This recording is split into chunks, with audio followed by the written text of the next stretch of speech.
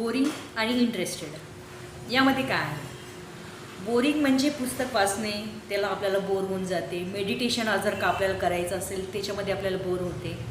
तर त्यामध्ये बोर न होऊ देतात त्याच्यामध्ये आपल्याला इंटरेस्ट कसा येईल ते पाहायचं आहे. जसं की आपण एखाद्या वेळेस गाडी ड्राईव्ह करताना आपल्याला थोड्या गोष्टी कठीण वाटतात त्या, पण एक वेळेस जे गाडी ड्राईव्ह करायचं आपल्याला जर का रुटीन लागलं तर आपण व्यवस्थित गाडी ड्राईव्ह करतो.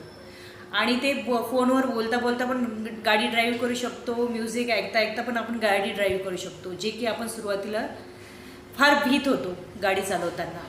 तर तसंच बोरिंगच्या सर्व गोष्टी आपण कन्वर्ट इंटरेस्टमध्ये करू शकतो.